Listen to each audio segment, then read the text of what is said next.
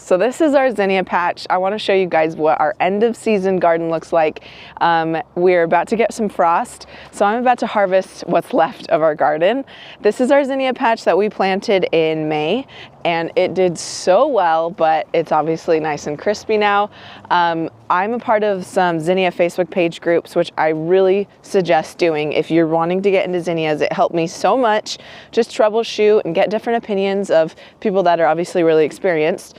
Since this is our first year, we now have all of this to deal with, and there's a couple options that we can do. We can either just leave them like so, and the seeds will fall, and some say that they will self-grow in the spring. Others say that you can cut them down, but maybe don't take them out of the ground. That way you don't have weeds coming back in. And then when the spring comes, you can till the ground and get it ready for your new crop. I'm not sure which one we're gonna go for yet, but some of these are still good. Like, I'm shocked that it's November and that they're still going, a few of them. I mean, when it cools down a lot at night and gets warm during the day, which is what we had for all of September and October, it causes them to maybe be more prone to mildew and disease. But overall, we're so happy with how our zinnias worked, and we'll be doing it again next year. So this is our garden, also known as our tomato patch right now, because our tomatoes have completely taken everything over.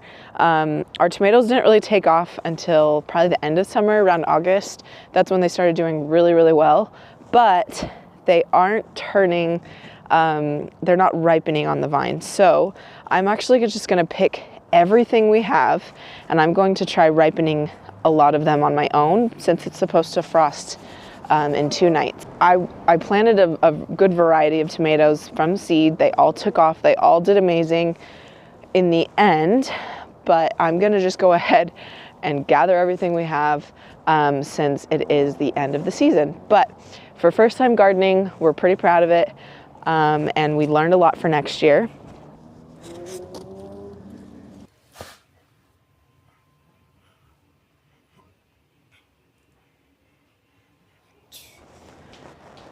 So this is our pumpkin patch. This is our first time growing pumpkins. It's always been on my bucket list. All of these are from seed, and I think they did really well. They obviously kind of started taking over the house and everything, but because we're about to get frost in a couple days, I'm gonna go ahead and cut the ones that are big enough. I just don't wanna lose them just in case, but something that we really battled this summer was squash bugs. We had the darndest time and really struggled. We actually burnt some of our pumpkins just to get rid of the thousands of squash bugs that were on them. I almost gave up. I almost pulled them all out of the ground, but once the temperature dropped a little bit, the squash bugs, we didn't have an issue with them as much. So everything was able to thrive. So I'm gonna cut this beauty, which is our biggest one, and we're just gonna have a little fall porch for Thanksgiving. And there's still plenty of pumpkins going. There's some snails and a slug. We still have lots of pumpkins over here. So I'm gonna let those ones keep going and see how they do once it really cools down. But for our first time growing pumpkins, it was super fun, maybe a little frustrating, but not bad for our first time. Something that we'll definitely know more into next year of how to stay on top of the squash bugs, which either is by being on top of it every single day, which is what I was doing. Once we went out of town for 2 weeks, you couldn't even salvage it. It was that crazy. Or you have to use some kind of gentle pesticide in order to really get rid of them. So that's kind of what we learned with our pumpkins, but it was super fun growing them, and we'll try again next year.